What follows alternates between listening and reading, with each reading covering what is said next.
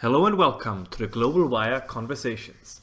Today we are talking to Yasemine Mohammed, an advocate for the rights of women living within Islamic majority countries and a supporter of those who struggle under religious fundamentalism.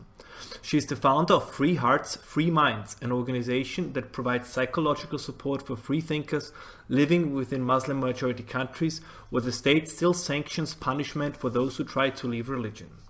In her most recent book, Unveiled, a memoir and polemic that recalls her experiences growing up in a fundamentalist Islamic household in Canada and her arranged marriage to a member of Al-Qaeda. Being friends and supported by Sam Harris and Ayn Hirsi Ali, Yasemine tells a story that is worth listening to and will hopefully shed light on the fate of women in the West who live under religious fundamentalism. My book is a memoir, and it's also a polemic, but it's my criticism of the Western world and how they're getting it wrong about Islam is really, I'm telling that story through telling my own story. So I talk about how I was born and raised in Vancouver, Canada, which is, very, very liberal, incredibly left-leaning country. And I grew up in a very conservative, fundamentalist Islamic household. And in that household, I was, hijab was put on me at the age of 9 years old. So that's the head covering that Muslim girls are forced to wear. And I went to Islamic schools, and eventually I was forced into a marriage with a man who my family chose somebody that they thought was strong enough to control me because I was difficult to, they were having difficulty getting me to submit, which is the definition of the word Islam, is submission. And so they married me off to a man who they thought was strong enough to finally control me, and he was a member of Al-Qaeda, so he worked with bin Laden ever since he was a teenager. And he was involved in the bombings of the United States embassies in Kenya and Tanzania. He's currently in prison in Egypt for his terrorist activities. I was able to get myself away from him. We had a daughter together, so I was able to get myself and my daughter away from him and to start my life all over again. And part of that journey, was removing hijab and then eventually leaving Islam. And that, of course, meant that I got, my family want nothing to do with me. I was disowned by my family. And, I'm lucky that I am in the West and I'm in Canada. So I was able to start my life over again without the support of my family because I had the ability to get student loans and, the social supports that are available here in Canada. And then that's it. I lived quietly for many years, just living my life. And it wasn't until recently there was an episode of a show called Real Time with Bill Maher. And in that episode, there were two men, Sam Harris and Ben Affleck, were talking about Islam, and Bill Maher was talking about Islam as well. And that's when I really saw that miscommunication happening so clearly. So being brought up Muslim in the West, I feel like I have one foot in each one of those worlds, the Western world and the Islamic world. And I can really see the tragic dangers of the miscommunications that are going on and the problems that I think the West are supporting, and that's really why I felt like I needed to speak up. Was I just needed people here in the West to recognize the mistakes that they're making, and so and that's why I wrote the book. There is one part in your book, because it's not just moving on a personal level, but I think there's a lot of it in there that's also very educational for people that want to engage more with the topic of Islam and women in Islam, and kind of the cultural differences between the West and the Islam. And that's what you tell when you talk about your grandparents. It seems to me, correct me if I'm wrong, it seems that kind of your grandparents actually were significantly more liberal than your parents and especially your mother have been. Oh, for sure. Yeah, absolutely.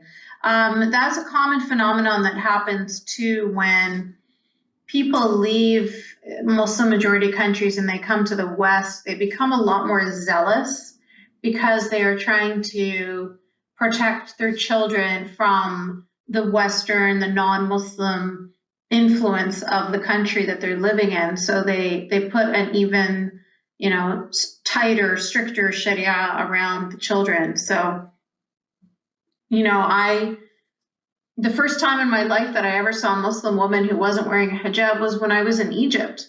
And that's the first time I got to see Muslims that were not fundamentalists, because all of the Muslims in my community at the school that I went to, they were all fundamentalist Muslims. And that's unfortunately a common thing that happens. When they're back home in their own countries, they don't have to prove their Muslimness. You know what I mean? They don't have to try so hard.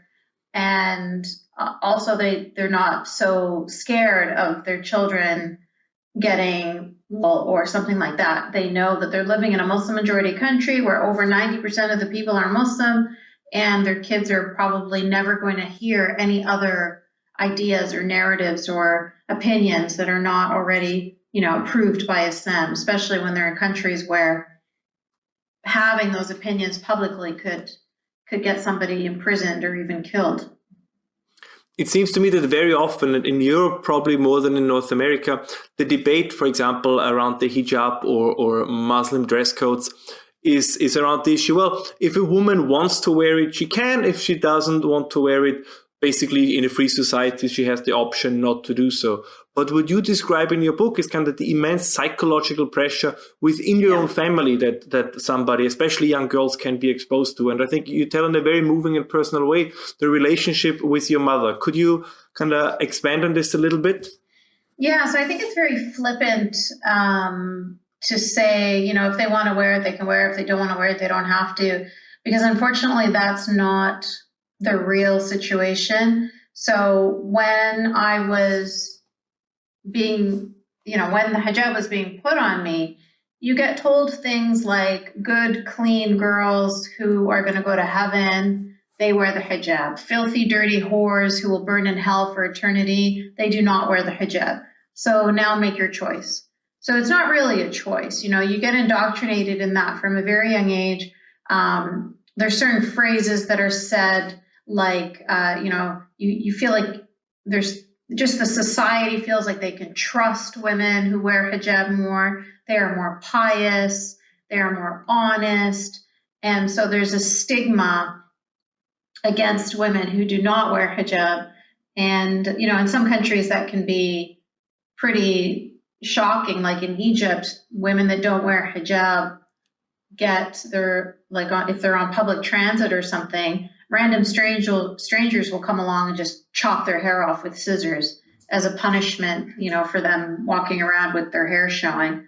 Or worse, in countries like Iran, where women can actually be imprisoned for not wearing hijab. So it's not as easy as saying they can wear it if they want or don't wear it if they don't want, because even if you're in a country where you're not being pressured by the government or by the laws, you're still being pressured by your family. You're still being pressured by your community.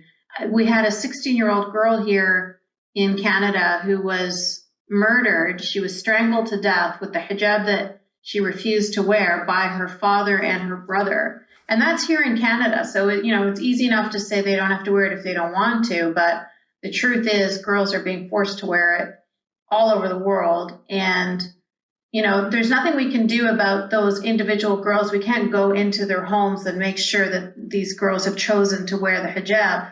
But what we can do is not celebrate the hijab as if it were a female empowerment decision. We need to understand that it's actually a tool of misogyny, a tool of patriarchy. It's used to control women. It's used to justify the death of women quite often. You know, famously in 2008, there was a school in Saudi Arabia, an all-girls school, that was burning down, and they wouldn't let the firefighters go in and save the girls because they were not wearing hijab. So the girls all died.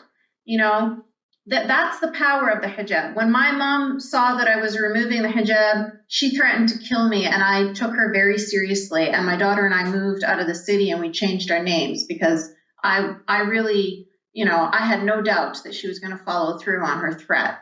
So, you know, regardless of what country we're in, when we're talking about the hijab, we have to understand how it is so incredibly coercive and how it dehumanizes and subjugates so many women. And the last thing we need to be doing as a free Western nation is taking this tool of misogyny and, you know, putting it up on a pedestal as if it were some symbol of empowerment or female identity, putting it on the cover of magazines, putting it on Barbie's head, Nike putting their swoosh on it. All of these things are really embarrassing and really disgusting for free people to take this tool that is used, you know, to justify the deaths of women and then to celebrate that tool. It's really just a spit in the face to all of the women that are risking their lives fighting against this thing. What do you think can be the reasons that in Western societies kind of talk more and more about body positivity and sex positivity, kind of embracing who you are, showing as much of yourself as you wish to and as you can, that there's such a blind spot when it comes to the treatment of women, especially not just with dress codes, but exactly what you describe in your book, that, as you also mentioned, the discussion between Ben Affleck and Sam Harris, that even mentioning it, or kind of pointing towards these dangerous and for many people very oppressive ideas, that is something, well, just mentioning it immediately puts you into the racist, Islamophobe category. Yeah. I mean, that's the unfortunate thing, because if you can never talk about something, then how do you ever expect it to get better? You know, like in Sweden, we see the levels of anti-Semitism are rising by, I think it was like 74% or something since 2016. Same things happening in Germany and in France, you know. And the reason why the anti-Semitism is growing so much is because and statistics have shown over and over again from different research places all over, you know, the latest one from ADL, showing that most of that anti-Semitism is coming from the Muslim community. But people are too scared to talk about it because they're afraid if we talk about the anti-Semitism from the Muslim community, then we're going to be Islamophobes, or then we're going to be racist bigots or whatever. So they stay quiet instead. And what ends up happening when they stay quiet is they're actually empowering those hateful anti-Semites to continue their hate unhindered. And, you know, again, like in the UK with the Rotherham rape gangs, the same thing there. People didn't want to talk about the rapists because most of them were Pakistani Muslims. And so instead, they decided to stay quiet. Journalists or politicians that tried to speak up about it were smeared as being racist Islamophobes, and some of them, you know, lost their jobs. And then what that eventually did was it empowered the rapists to continue raping little girls, some as young as 11 years old. So when you stop the criticism of something that is a significant problem, what you're doing is you're empowering that problem to continue. So, you know, people are so scared of somebody calling them a bad name or saying bad words to them. Well, that kind of cowardice is empowering more oppression. It's creating more victims. And, you know, to be honest, it makes me sad that people in the West who have had people literally die for their freedoms. The reason why the West is free is because people have fought for you to have that freedom. In America, their very first amendment is free speech. And so for you to bite your tongue and decide that you're going to censor yourself instead of speaking out about what you believe to be true is really sad, considering that the world that I grew up in is a world where people, it's the opposite. People like Raif Badawi, or people in Bangladesh, or people in Pakistan, or people in Afghanistan, they risk their lives to speak the truth. Raif Badawi is in prison now for a blog that he wrote. In Bangladesh, people who speak out against Islam or people who speak up for liberal values are hacked to death in the streets with machetes. Like, that's how much people are willing to give up just so that they can speak the truth. Meanwhile, here in the West, where they don't have to give up anything, they already have freedom, but they're choosing not to use it. It's incredibly sad. I kind of want to stick to this point a little bit longer because you talk about a couple of issues pertaining to it also in your book. Something that I very much enjoyed is you tell, for example, the story about a girl named Sarah who was out of a Muslim family, and she wanted to get a maple leaf tattoo because of the gratitude she felt towards Canada. And when I read that sentence, I thought it's almost, it makes one humble that probably many people in Canada would, the sheer idea to get a tattoo of the Canadian flag would already kind of put you into kind of quasi right wing or worse kind of thing. And then you have people who are not from here that apparently they really value this freedom and feel such gratitude.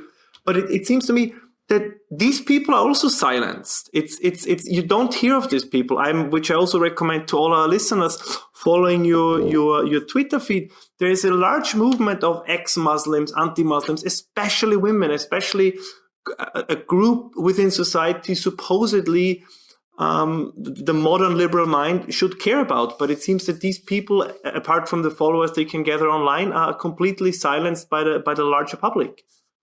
Yeah, well, they're choosing to silence themselves, like they're doing their own self-censorship, their own self-blasphemy laws. It's really because they don't understand the value of the gift that they have, really.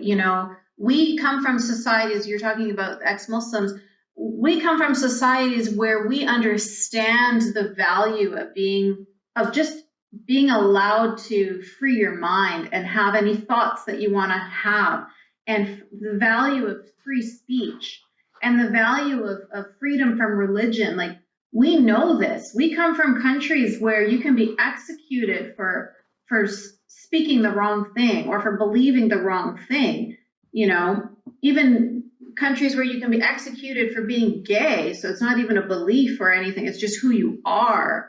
So we very, very much appreciate Western values, Enlightenment values, the freedom that is here, and we're not going to take that for granted. But unfortunately, a lot of people that have been born and raised in the West and have never experienced the other side, they don't know how lucky they are. They don't realize how valuable all of these things are.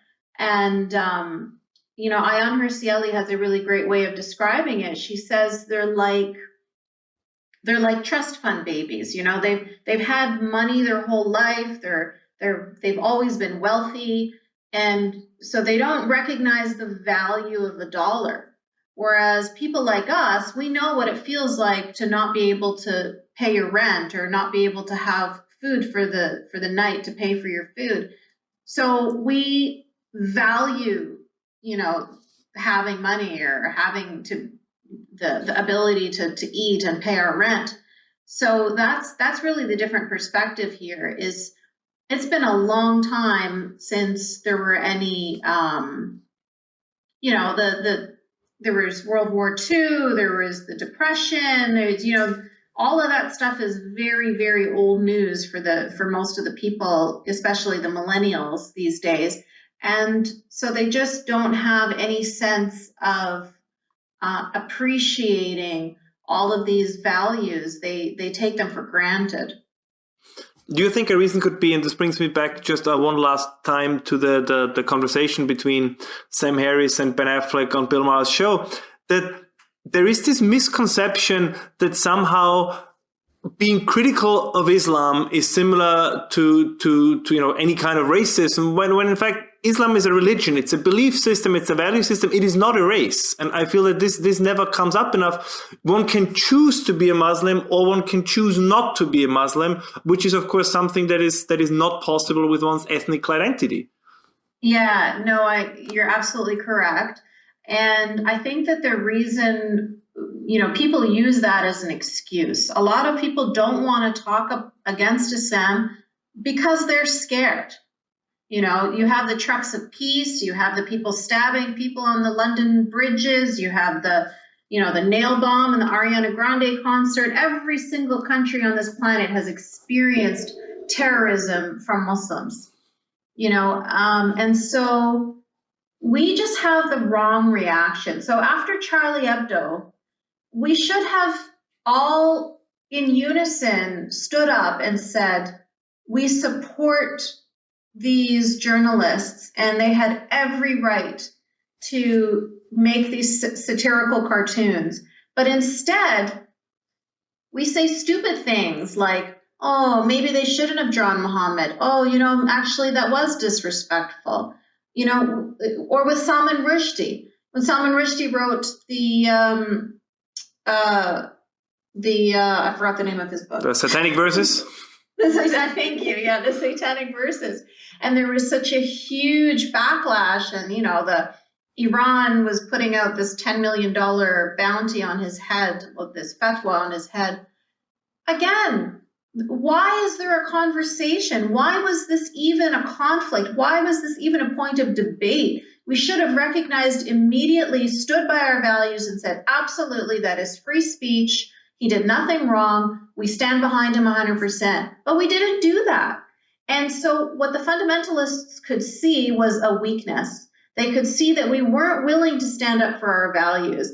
And so they exploited that. And then they just keep on going and going and going and going. And when we silence ourselves, the terrorists have won. Because that's what they do with this terrorism. When they go around and they do all these bombings and they do all these stabbings, they want us to be scared of them so that we do not speak out against them.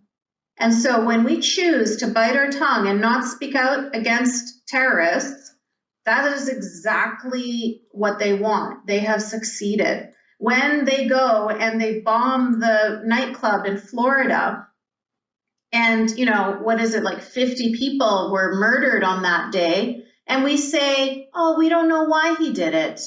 Maybe he doesn't like Latinos. And we try to come up with all sorts of excuses, even though he said in the 911 call, he was very clear that he's Muslim, he's doing this for ISIS, he's doing this for Syria, blah, blah, blah. He was very clear about why he was doing it, but we don't want to talk about it. We don't want to address it. It's because we're scared. And so people hide behind things like, oh, I don't want to talk about it because I don't want to be Islamophobic and I don't want to be racist. And I really think that it's mostly because they have been scared into submission. And to be honest, when they say, I don't want to talk about it because I don't want to be Islamophobic and I don't want to be racist or whatever, I think that's a cop-out. And I think that's really cowardly. But do you think the feeling is sincere?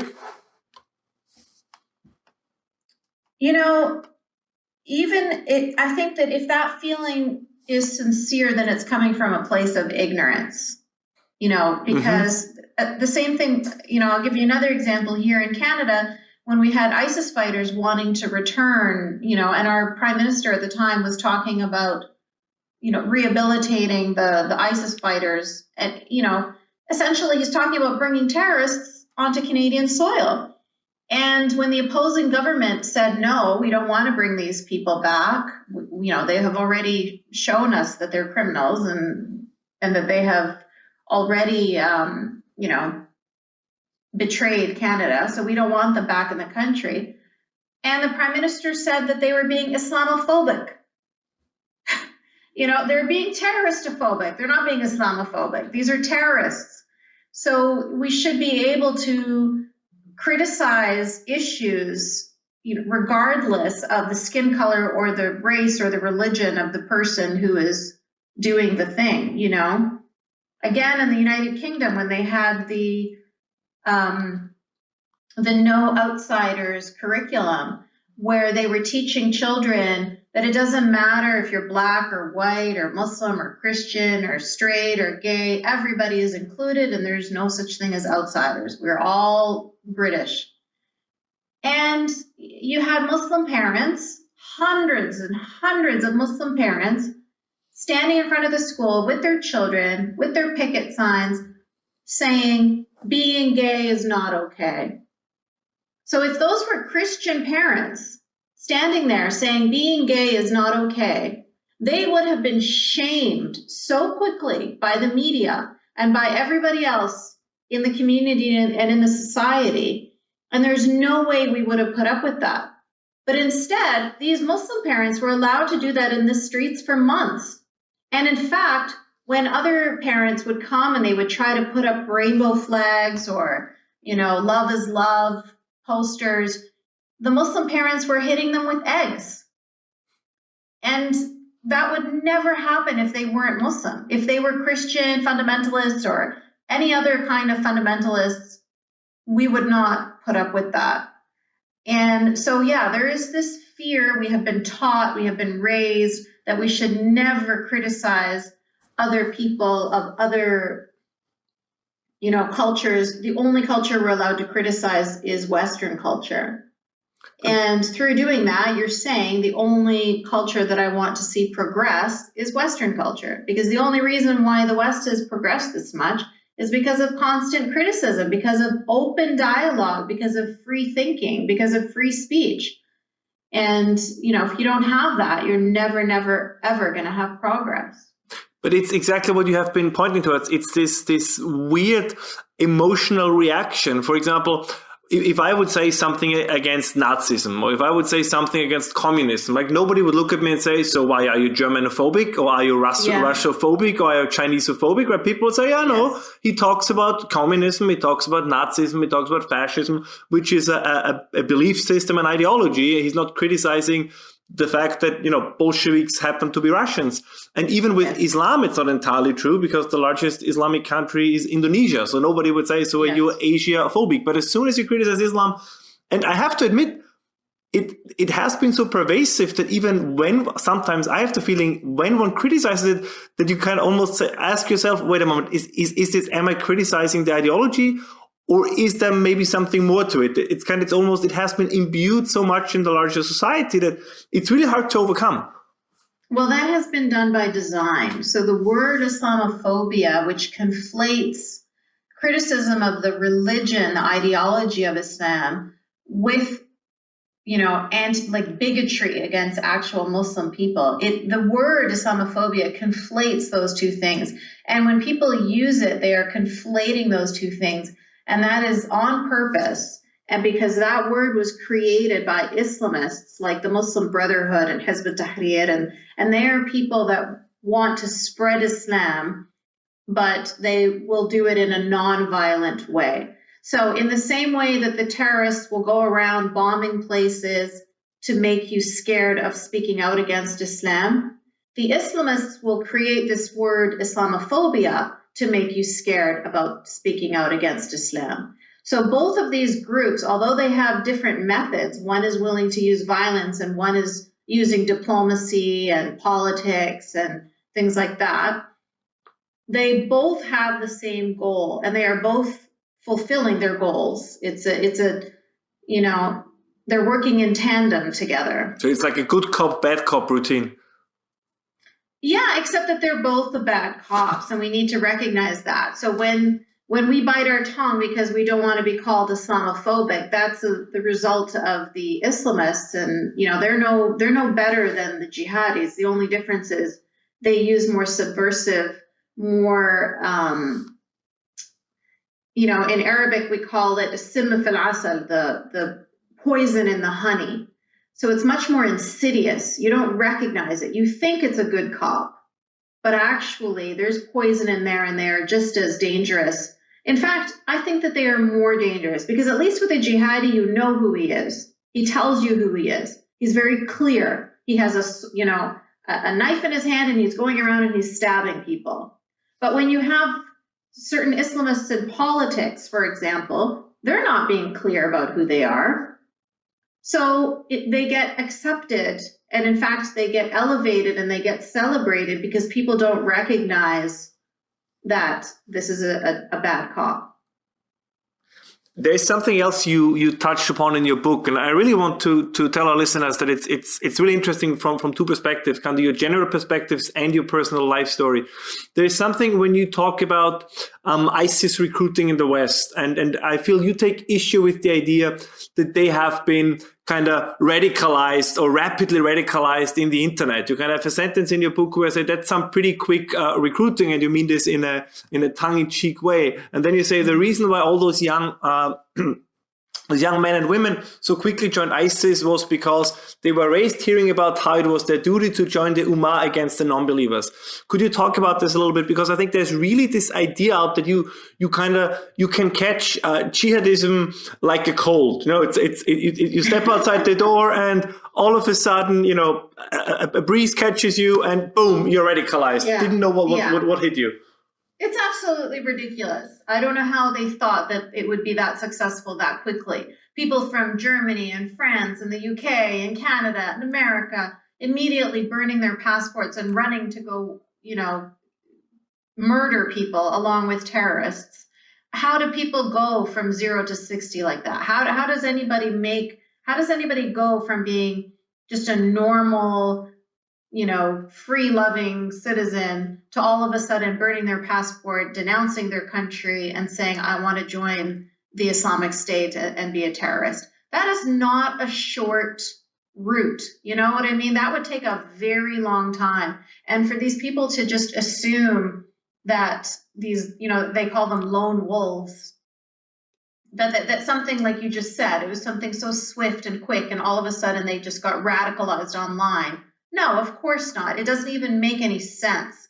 So when we look at, you know, one of the famous cases was Shamima Begum, who was this woman who wanted, she's from the UK and she had a child and she wanted to come back to the UK, and she was all over the news, and they were talking about her and 2 other women that went with her from the same area of the UK that were ISIS wives, basically. Their husbands had died and now they want to come back home. When you look at the stories, you look at those women and how they were raised, you very quickly see that they were young girls when their dad was taking them to Al-Quds rallies, or rallies where they're supporting Anjum Chaudhry, who is a terrorist who is now in prison. You know, these kids were being radicalized from a very young age. They didn't just all of a sudden go on the internet and fall in love with some random boy and decide to go to Syria. You know, they always knew, they were always being taught the infidel is the enemy. We must fight them. We must kill them. One day there will be a caliphate and the Muslims will fight the non-Muslims and we will succeed and blah, blah, blah, blah, blah. We're told that all the time. Every single Friday in the mosque, that's what the sermon is all about. It's about how the Muslims will destroy the infidels, specifically destroying the Jews. This is their favorite story. It's talking about how the Muslims will destroy the Jews, and even the rocks and the trees will start to speak, and they will say, "Oh, Muslim, there is a Jewish person hiding behind me." And then the Muslims will destroy all the Jews because they can't hide from us, and we will be victorious, blah, blah, blah, blah, blah. Every single, if you look at the Islamic history and all of those battles that happened, we are being told the story of those battles all the time, of how the Muslims were so victorious and how they spread Islam so quickly and so rapidly. And you know, you're being raised with these ideas from, like, these are your bedtime stories. This is what you're being told all the time. And so then in 2014, you discover, oh, look, there actually is a caliphate. It's happening in, you know, Iraq and Syria. Of course, you're going to join in. It's not a new idea. This is just expected. You were waiting for it. A lot of us, when we're told these stories, we never expect it's going to happen actually in our lifetime. You know, like when my mom would say these things to me, I would just like I would nod my head like, okay, sure, sure, yes, I will fight the infidels. Okay. When the caliphate rises, yes, I promise I will join the caliphate. Yes, yes. Because you don't think it's really going to happen. But it did happen.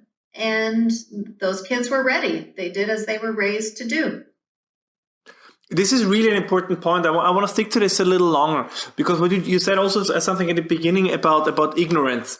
And I think that it was shown by the Middle Eastern Media Research Institute, for example, that in Egypt on public TV, they interviewed an Egyptian professor of religious studies, and they asked him whether or not it's true that the Jews use blood for their matzah during Passover. And the supposed intellectual said, yes, that's absolutely true. And this was broadcast on Egyptian national TV. So what you just said, this is really ingrained in the day-to-day life of many people in the Muslim world, that things in the West we would call conspiracy theories is kind of treated in many of these societies as if it is true. And it seems that this is not even recognized outside of the Middle East.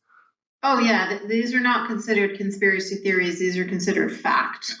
You know, I don't know if you remember in my book when I told the story of going to the market with my aunt, and she picks up the cucumbers and yes, she's looking at the tomatoes, and she says, "Oh, the vegetables are so small this year. They're much smaller than last year. We have to be careful. The Jews, they're putting cancer in the vegetables and they're making the vegetables small." And I was like, "What? What are you talking about?" Yeah, these Jewish conspiracy theories, they are not only pervasive all in the society, but like you mentioned, these are the things that are in the textbooks in school. These are the things that are being said on the media, like news, supposedly, you know, where you're getting actual, you know, facts and information. No, it's just full of propaganda, lies, and just basically anti-Semitism. It's in the oxygen there. It's in the water. It's not anything that is ever identified because it is so common. And of course, like I said, these are countries where it's over 90% Muslim people, and there are no Jews. You know, in Egypt, which used to have thousands and thousands of Jews, of course, until they were all forced to leave. Basically, what happened was Egypt told all Jewish men between the ages of 16 and 60 need to leave and go to Israel now. And if you don't leave, then you will be imprisoned for an undetermined amount of time. So, of course, they left.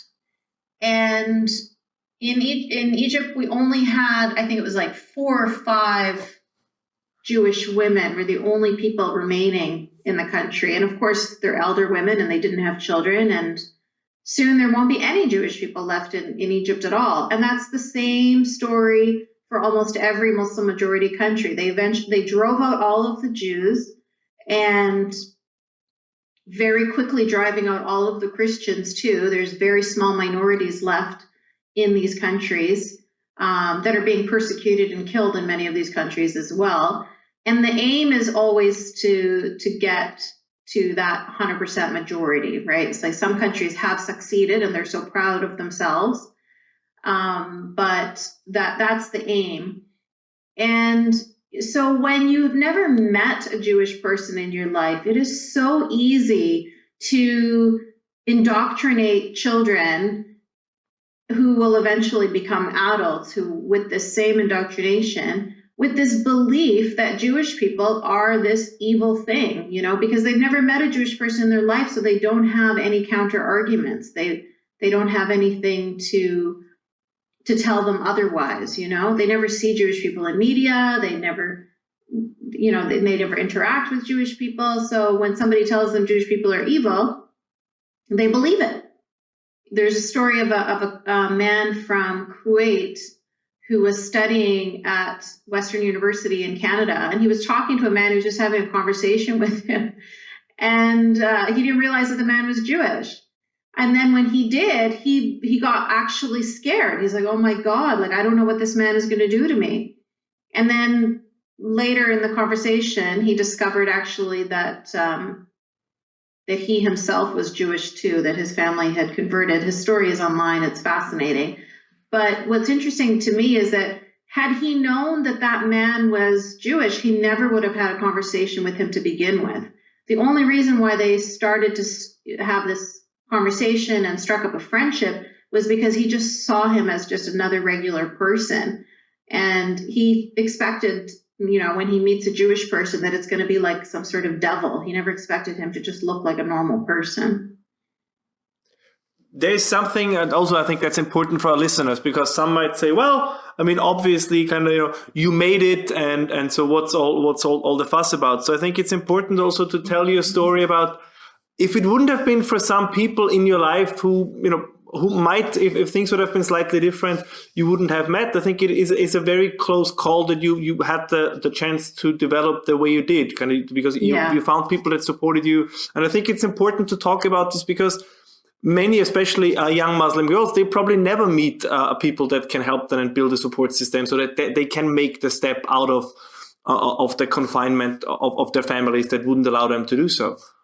Yeah, no, you're absolutely correct. And I think that's the major difference between me living in the West is I do interact with non-Muslim people. So when I'm being indoctrinated with non-Muslim people are your enemy, they want you killed, they hate you, it's harder for that indoctrination to work for somebody like me because I'm living in a country where I can see non-Muslim people all around me treating me with love and respect, and I don't have any, they have no animosity or anger towards me. So it's harder for me to believe what I'm being told.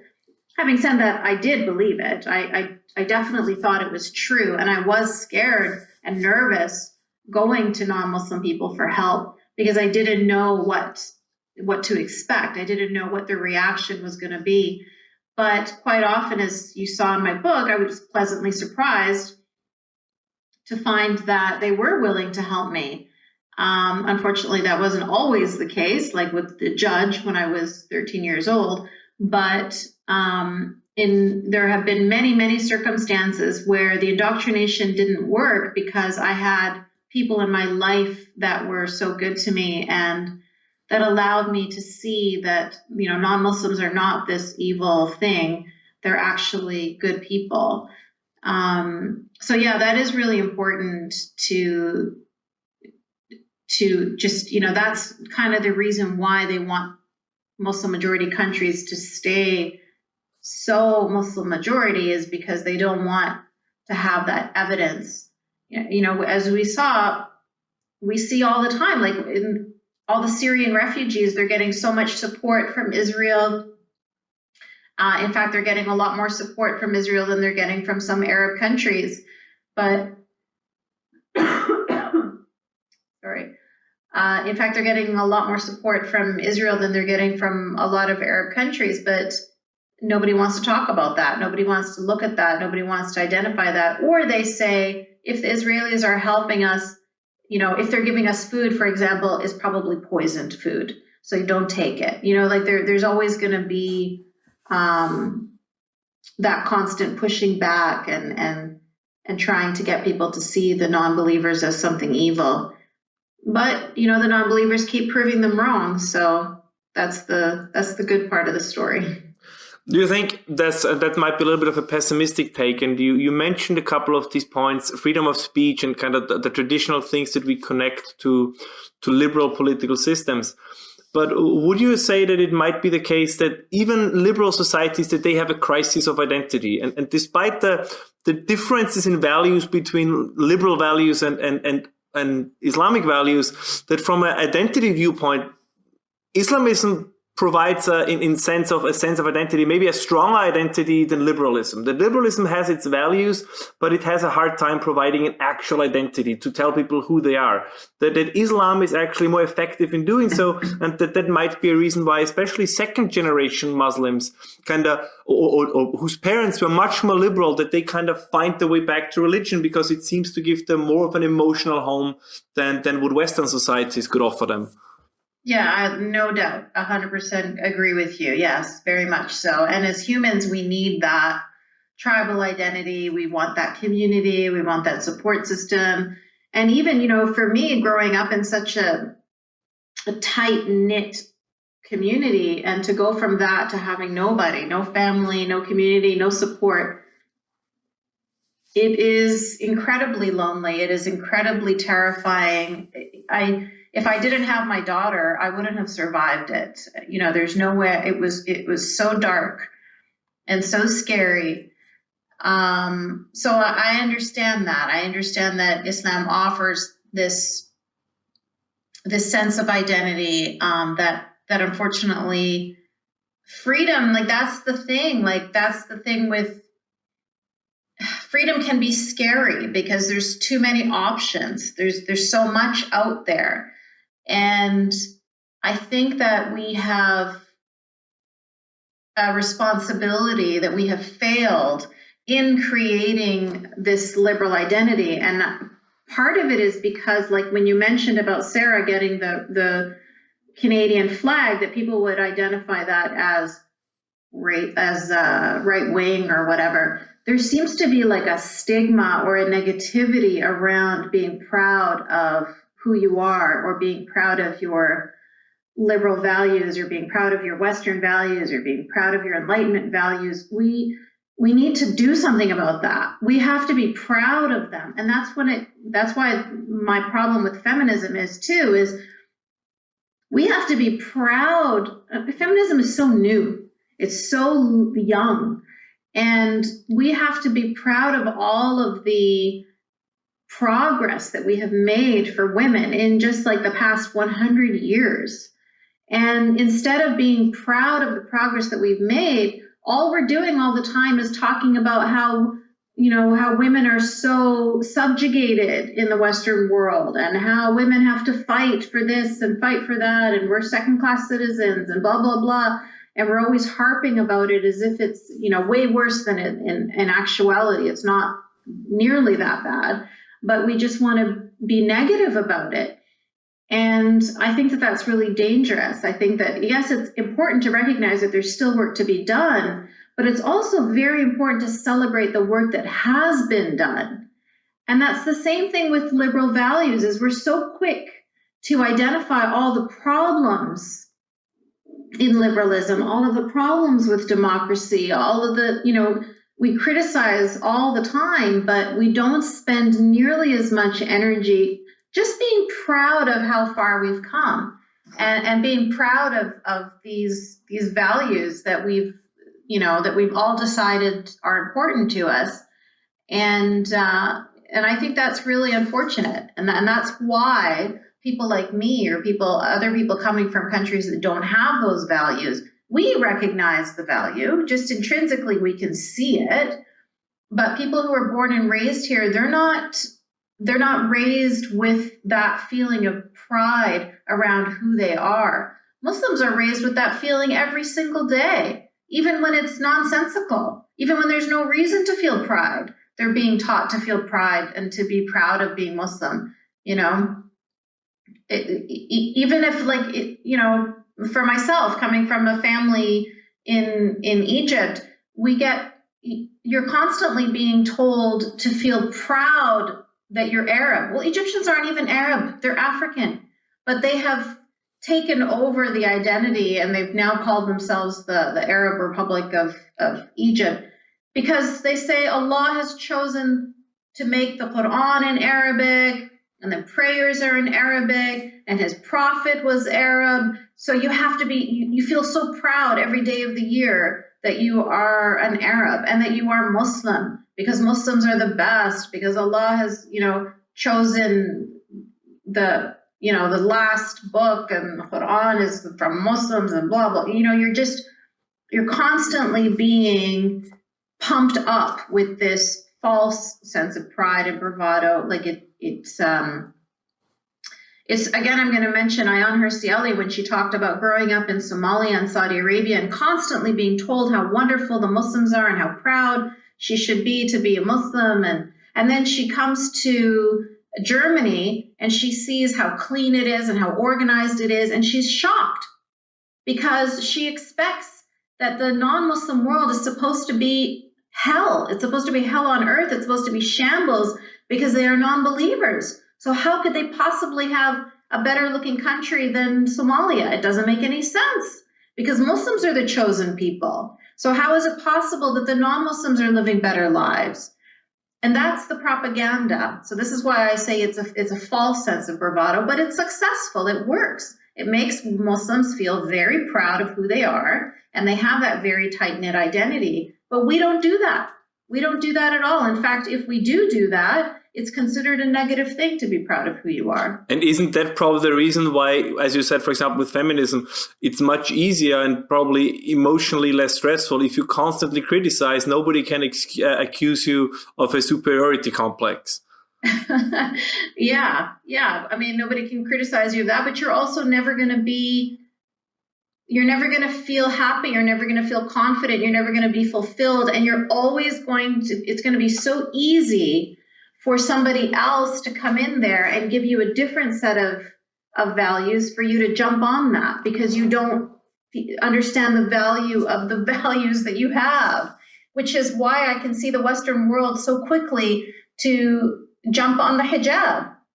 It's because they don't have a sense of who they are. They don't have their own sense of identity.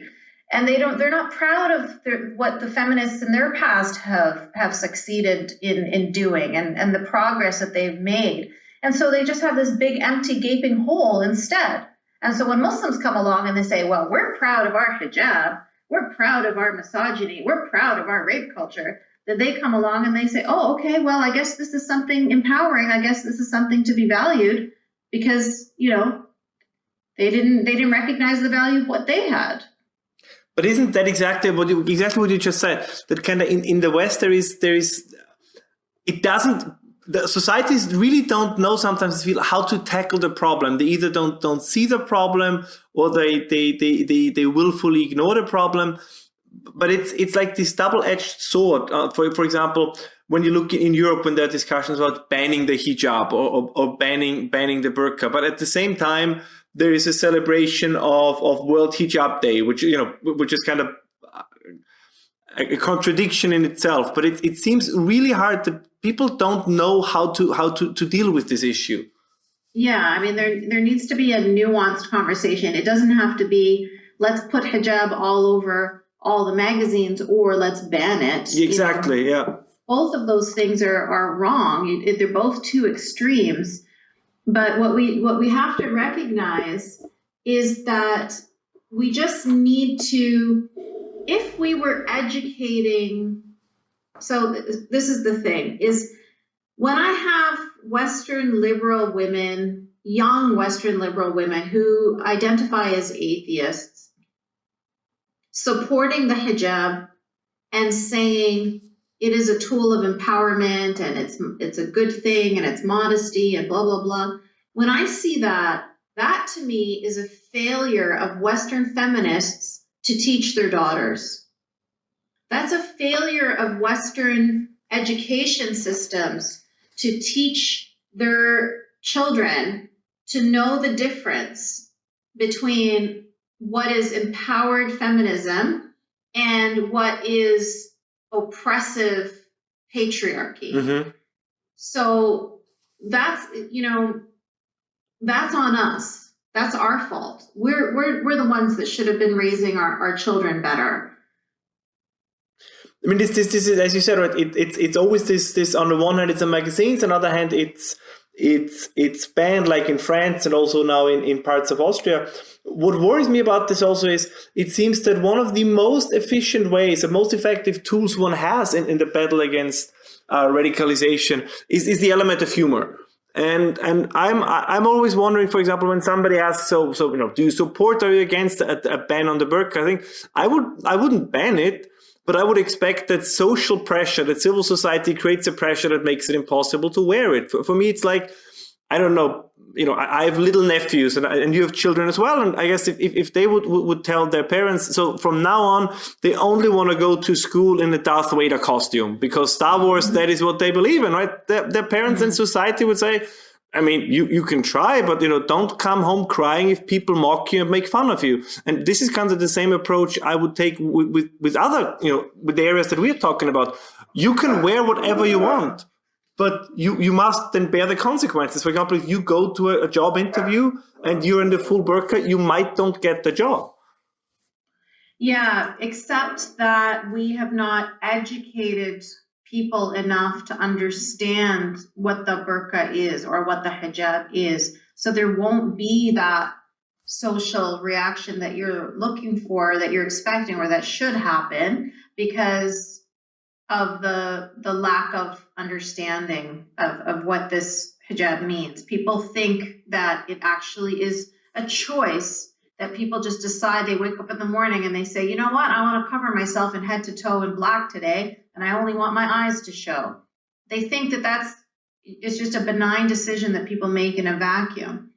So that's why I think that education is really important, so that people can understand the difference between banning it and putting it on the cover of all of the magazines. So if you understand what it is, then you will be less likely to put it on yourself, first of all, because you understand that it comes from a place of patriarchy and misogyny and modesty culture and purity culture and rape culture. You understand all of those elements of feminism that we should be teaching our children.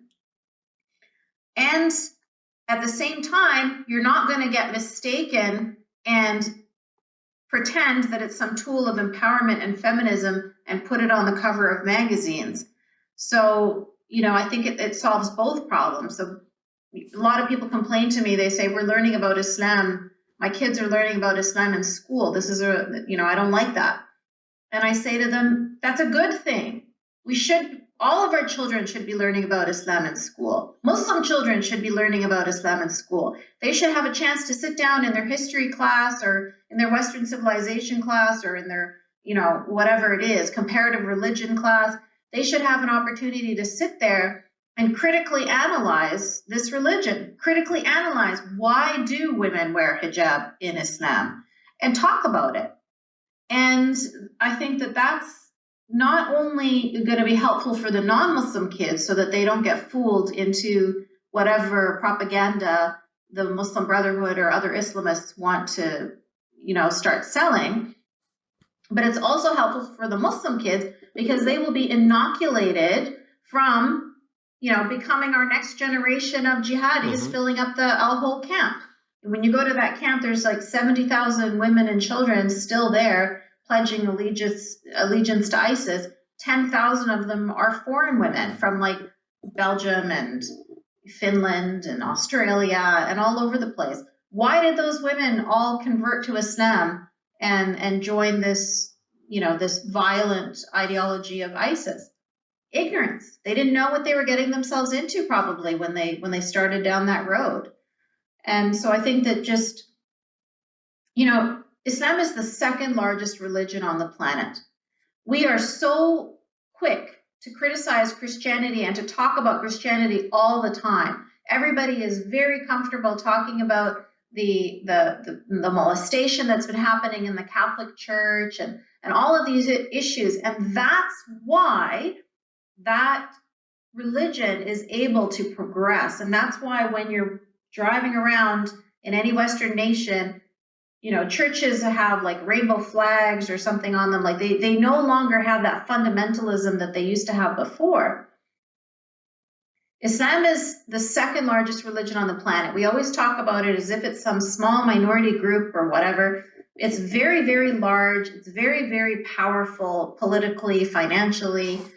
And we need to basically be as aware of it. We need to understand it so that we can have these conversations and not feel like, insecure that somebody might call you Islamophobic or racist or bigoted or whatever, because you're talking from a place of, facts and statistics and knowledge. And it empowers people to be able to just critically analyze, critical thinking. So again, it not only empowers the non-Muslim people, but it also empowers Muslim people to critically analyze their own religion and to decide what areas of it need to be discarded or reformed or whatever. I think that would be a necessary first step. Mm-hmm. That's a necessary first step in the West. Yeah. In the Muslim world, the necessary first step is separation of mosque and state. You need to have a secular state, first of all, before you can even start to think about, people can't even think. They're not allowed to think. They're not allowed to speak. So of course, you're never going to have proper education, right? So you have to separate mosque and state. First of all, allow people that freedom of thought, and then after that, they can start to think about other ways of reforming the religion, or even walking away from the religion entirely. Do you think, it's kind of the last question, do you see movements among Muslims that would point into that direction, and something that maybe also for our listeners that would be worthwhile supporting, kind of that exactly try to push that kind of reform and to kind of push these new ideas? Yeah, absolutely. If you look at the statistics, you'll see that the number of non-believers in Muslim majority countries is just rising and rising and rising exponentially. And I think there are two reasons for that. Number one is the internet, because in those societies, you're not allowed to question or think or ask or talk, but the internet is there. So people are allowed to go and look and see the YouTube videos or Twitter or whatever. And they get educated about things that they would never be allowed to be educated in their own countries. And I think the second reason is, to be honest, ISIS. People have seen that this is the result of following the religion of Islam. This is what you get. Because when people saw ISIS, Muslims saw ISIS, their first reaction was to say, they're not Muslim, they have nothing to do with Islam. Because they couldn't believe it. But then you had, Al-Azhar University and, all over the Muslim world, you had scholars saying, yes, it is Islam. They are following the example of the Prophet Muhammad. And so it made a lot of Muslims question their own faith. They're like, what? How am I identifying with the same group of people that can be this heinous? Selling sex slaves is allowed in Islam, and they realize, oh yes, there it is in the Quran, chapter 4, verse 34, it talks about sex slaves. And so then they are shocked and horrified to learn all of these things about their religion. And so it has caused people to do one of two things. Number one, leave the religion entirely, there's a very, very high price to pay for doing that. It's not an easy decision to make. And so a lot of people take the second decision, which is to just follow some parts of Islam, I guess the parts that they have to follow in order to live as part of their society or as part of their families without getting bringing too much attention to themselves, Mm-hmm.